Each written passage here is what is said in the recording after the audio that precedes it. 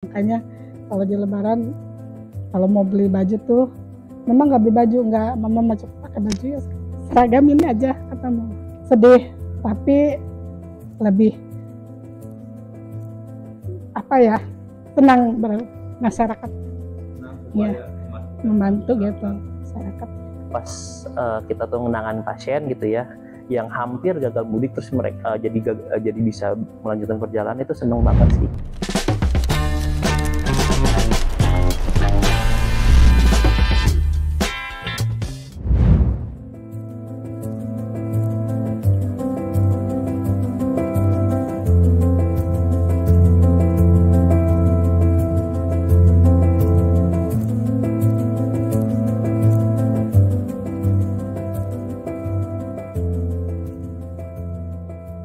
Pernah berpikir nggak kalau di balik kelancaran proses mudik, ada orang-orang yang rela mengorbankan kebahagiaan diri mereka sendiri dan keluarga hanya demi membuat para pemudik bisa sampai ke kampung halaman? Ya, orang-orang seperti itu ada. Dan setidaknya kita bisa melihatnya pada sosok Nidya Rahayu Putri dan Ahmad Rudiansah. Nidya Rahayu Putri adalah petugas pengatur lalu lintas di Dinas Perhubungan Provinsi Banten. Sementara Ahmad Rudiansah adalah dokter dan pegawai Dinas Kesehatan Provinsi Banten yang ditugaskan khusus di Puskesmas Warung Gunung, Kabupaten Lebak.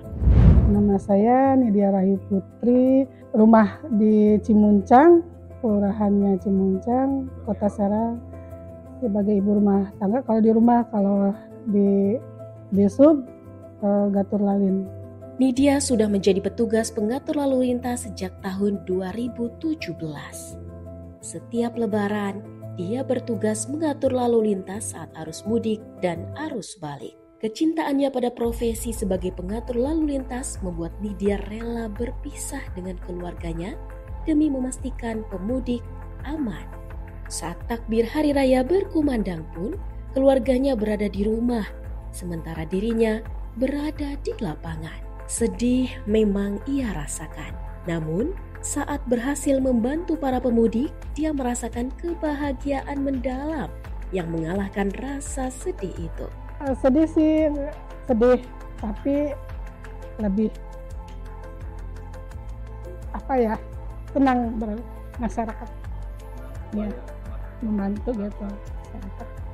Di awal karirnya sebagai petugas pengatur lalu lintas yang mengharuskannya berada di lapangan, bahkan sampai malam takbiran, membuat anak-anaknya sempat melayangkan protes kepada Nidya. Untuk memberi pemahaman kepada anak-anaknya, Nidya sesekali mengajak anaknya ke lapangan agar mereka tahu bagaimana pekerjaan ibu mereka.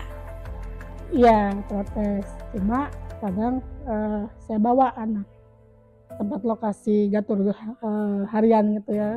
Kita kan ada gatur harian Pak di beberapa titik lokasi. Nah, saya kasih arahan, saya kasih penjelasan gitu. Nah, ini loh kerjaan orang tuanya, mamahnya gitu. Oh iya, jadi dia paham.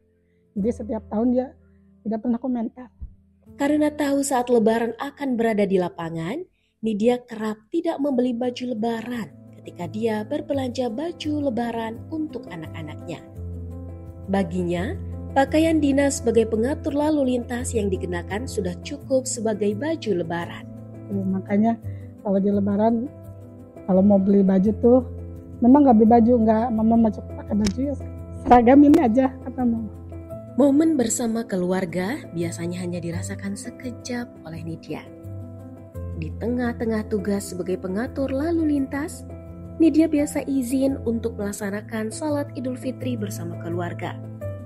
Namun setelah itu, dia harus kembali lagi ke lapangan untuk mengatur lalu lintas. Kita izin dulu, gitu. Semua juga sudah paham itu Pak, ketika pas hari H-nya itu bersama keluarga. Setelah itu kita kembali lagi ke lapangan. Ada berbagai pengalaman manis dan pahit yang dirasakan Nidya selama bertugas di lapangan sebagai pengatur lalu lintas. Salah satu pengalaman yang membuatnya kesal adalah ketika pengendara ngeyel dan tidak mau diatur. Karena pengendara kita sudah memberitahu gitu kan, karena diberitahu suka kadang menjawab gitu tuh Pak. Itu kendalanya kami di situ Pak. Lalu apa sih suka dan dukanya menjadi petugas pengatur lalu lintas di lapangan? Sukanya yaitu membantu masyarakat. Dukanya itu aja sih Pak. Bandel itu. Jadi kayak kok tahu nih kan gitu masyarakatnya. Saya ini nih, saya itu kan gitu namanya di masyarakat apa ya, karena nggak tahu ketidaktahuan di jalan raya itu seperti apa tuh. Tidak hanya petugas Dinas Perhubungan saja, petugas Dinas Kesehatan Provinsi Banten juga berperan memberikan pelayanan bagi para pemudik. Mereka juga standby di posko mudik untuk melayani para pemudik, baik yang sakit maupun kelelahan dan ingin istirahat di posko mudik. Salah satunya adalah Ahmad Rudiansah, pegawai Dinas Kesehatan Provinsi Banten yang mendapatkan penugasan khusus di Puskesmas Warunggunung, Kabupaten Lebak. Rudi mengaku sudah 4 tahun menjadi petugas kesehatan di posko mudik. Jadi sebetulnya kalau misalkan pengalaman sih ya macam-macam sih, ada yang dibilang lucu ya ada gitu ya, dibilang juga ya haru juga ada gitu kan. Bagian lucu biasanya ketika melihat tingkah pola para pemudik. Mereka secara kreatif suka membuat kata-kata yang ditempelkan di kendaraan yang mereka gunakan untuk mudik. Kalimat yang dibuatnya pun sering mengundang senyum karena jenaka. Selama bertugas di posko mudik, Rudi mengaku belum pernah mendapatkan peristiwa yang mengharuskannya menangani pasien fatal. Para pemudik lazimnya hanya mengeluh masuk angin, mabuk kendaraan, pegal-pegal dan pusing, terutama saat siang hari ketika mendekati masa puncak arus mudik. Ada juga yang hanya ingin kontrol darah tinggi atau meminta obat karena kelupaan. Selama saya jaga posko mudik belum ada yang fatal, kecuali waktu itu cuma satu aja sih yang muntah-muntah aja. Meski harus berjaga ketika berpuasa di saat cuaca terik dan harus menahan lapar dan haus karena berpuasa, namun Rudi menikmati perannya. Menurutnya, menjadi petugas posko mudik adalah kegiatan yang seru karena bisa merasakan suasana mudik lebaran. Serta ada kepuasan ketika menolong pemudik agar mereka bisa melanjutkan perjalanan menuju kampung halaman. Ya, walaupun dalam hati gitu sebagai manusia gitu ya, kadang yang lain pada istilahnya tuh sama keluarga gitu kan menjelang lebaran, kita mah di lapangan kayak gitu. Tapi kayak pas kita tuh menangani pasien gitu ya yang hampir gagal mudik terus mereka jadi bisa melanjutkan perjalanan, itu seneng banget sih gitu. Jadi di situ aja kalau letak kepuasannya sih gitu. Patuhi rambu-rambu lalu lintas, patuhi segala penjelasan dari petugas. Jadi untuk pemudik sih pesannya sih yang pertama sih satu gitu kan.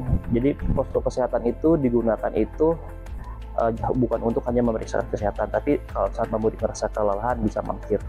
Terus yang kedua yang pasti harus dipastikan adalah apabila pemudik itu memiliki penyakit, misalkan memang harus dipastikan penyakit yang dideritanya itu memang harus dipastikan sakit dulu baru bisa mudik. Jangan memaksakan mudik tapi penyakitnya itu tidak terkendali atau belum terkendali. Nah yang ketiga mungkin ya apabila perjalanannya dilakukan di siang hari, ya saya sih berpesannya jangan lupa pada saat berbuka dan sahur perbanyak minum air putih supaya menghindari dehidrasi, terutama untuk pemudik motor.